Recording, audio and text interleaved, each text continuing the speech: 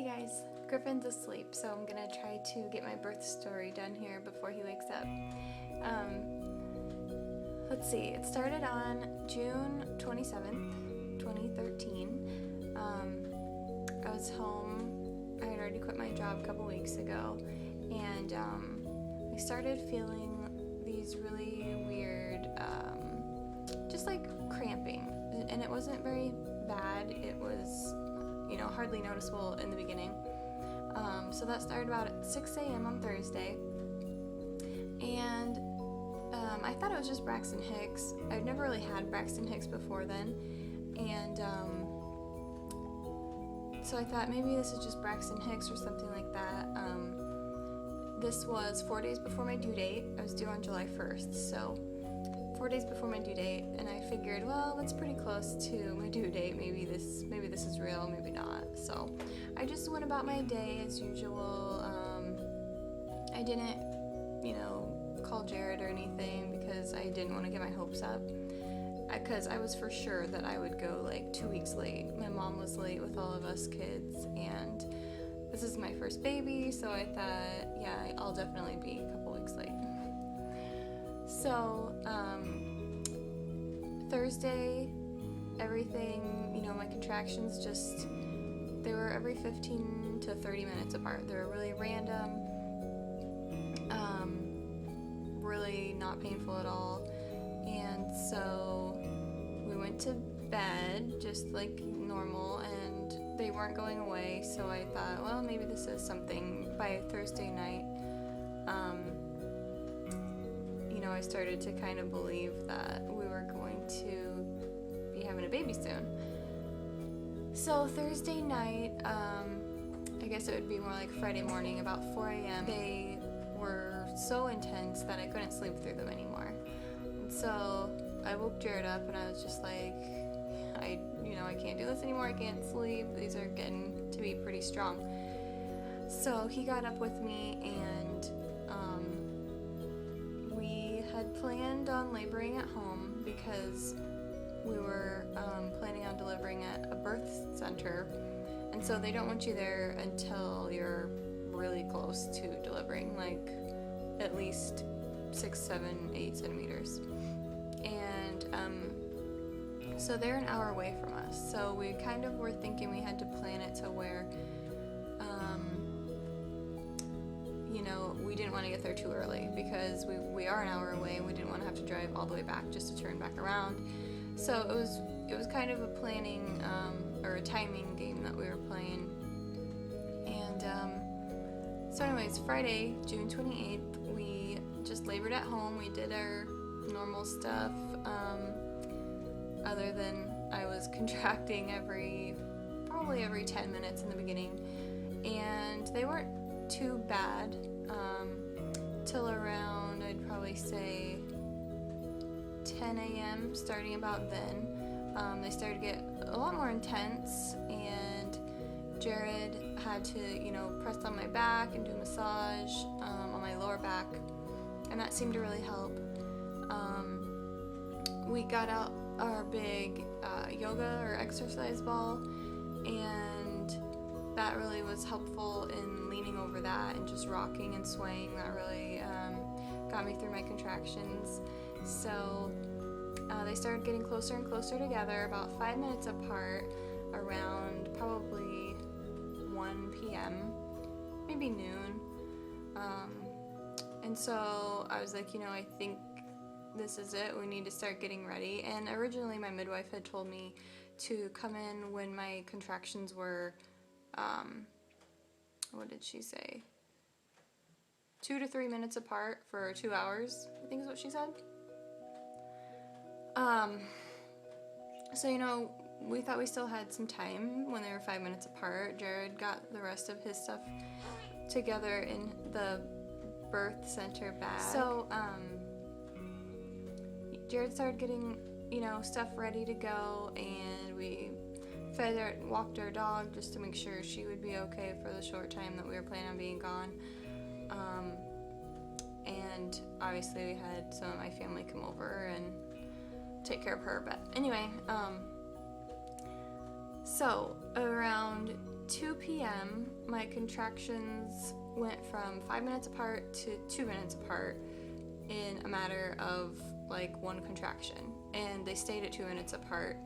And by that point, they were really painful, and Jared was running around and trying to get the bags in the car, and he would have to run out, put a bag in the car, come back in, and like put pressure on my lower back, then run back out. It was just, looking back on it, it was a little bit funny because he was running around so much. But so at that point, I was like, we gotta go. I don't care what the midwife said at that point. I really felt like we needed to go because they were so much more intense at this point. And so we ended up leaving. Of course, it took about an hour to get there, and I transitioned in the car, so I was on hands and knees the whole ride over. I was kind of leaning over Griffin's car seat, and I was in the back seat just trying to work through those contractions that were coming on pretty strong and fast at this point. So that part was really painful. Not that fun. I was telling Jared to speed and, run red lights, which obviously he wasn't going to do. So he was telling me, you're doing great. You're almost, we're almost there, even though we weren't. We were like still 40 minutes away. And about halfway there, I felt the urge to push. I felt Griffin just really low, and I just felt the urge to push, and I told Jared, I need to push, and he's like, no you don't, you're not gonna push, you're fine. He was trying to keep me calm and not deliver the baby in the car. But so I tried really hard to fight the urge, but it's just one of those things where when you feel like you gotta push, it kind of just happens. Even if you don't physically push yourself, it just feels like the baby is coming down on their own. So finally we get there at 3 o'clock, and I ran in. We had already called and warned the midwife we were on our way, and to have the birthing tub filled because I wanted to water birth for mostly for pain reasons. It's supposed to be like a natural epidural. So they had the tub filled, thank goodness, and I just hopped in. The midwife checked me, and I was 9 centimeters. She said I probably was a 10 when I was having a contraction. So I was completely ready to go. She's like, you can push whenever you want. And after I got in the water, I had probably like a 15-minute kind of little break there where my contractions really slowed down and the water just really relaxed me. I kind of, got myself collected. And I pushed for an hour. And the pushing, I will say, for me was the hardest part. Obviously I didn't have any drugs or an epidural or anything like that, so the pushing, I just felt like he was stuck, and I just felt like no matter how hard I pushed, that he just wasn't going anywhere. But the midwife assured me that, he was coming down, and every contraction they could tell, everything was doing what it was supposed to be doing, and his head was getting lower. And, Jared was right there watching and coaching me and telling me that he could start to see the head. And at that point I was like, what do you mean you can start to see the head? I felt like his head was already out because I was in so much pain. But it just motivated me to keep pushing even harder because I just wanted that pain to go away. So after an hour of pushing in the tub, he was born, and Jared swooped him up and put him on my chest, and it was amazing. I'm gonna cry.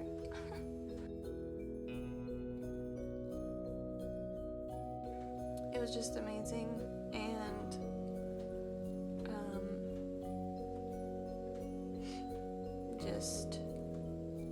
we were just thanking God.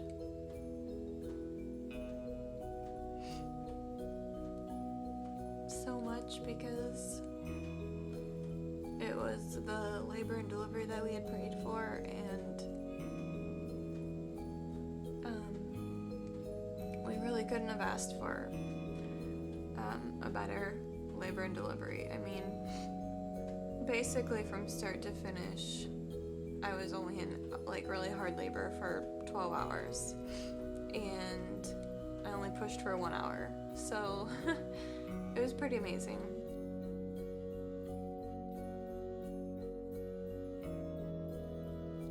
I'm gonna try to insert some pictures throughout here too, so I can show you guys.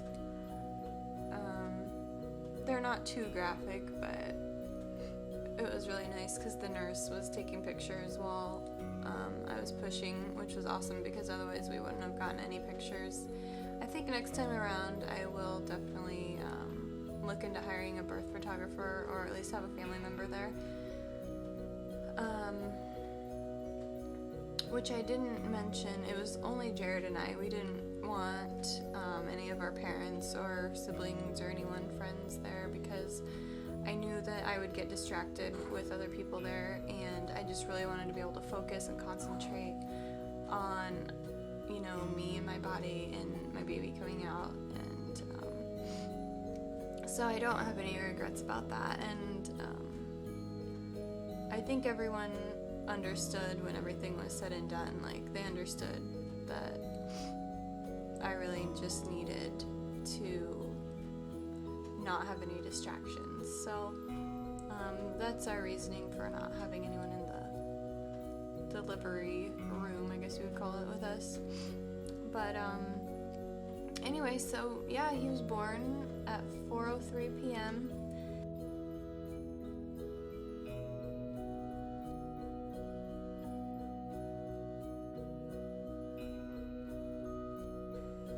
And he was perfect. He came out just looking around and didn't even cry. You know, it was amazing. The only difficulties we did have afterwards were that I was having quite a bit of bleeding. I guess more than is typical. So they were keeping an eye on me for that. And about an hour after he was born, I really needed to use the restroom, so I told the nurse, and she was like, okay, we'll help you get over to the toilet, and I passed out. And I don't even remember passing out. I never even got, you know, fuzzy beforehand or anything. I just remember waking up, and they were giving me or having me smell like ammonia or something like that, just to bring me back. And so that part was a little scary, and it affected how long we were there, because typically you're only in the birth center for 4 to 6 hours after you deliver. And since I had lost so much blood and I kept getting lightheaded and I passed out, we were there until 2:30 in the morning. So that part wasn't ideal.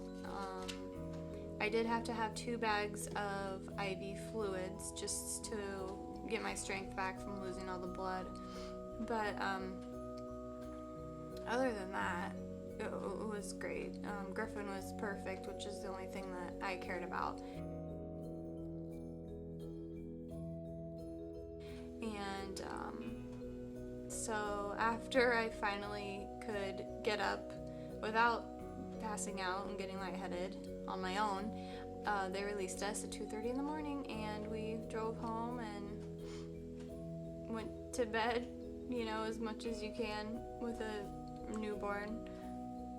And yeah, that was it. It was just amazing, and I still can't believe it all happened. But I wouldn't change anything about it. So if you guys have any questions or comments, feel free to leave them below, and I will talk with you guys later.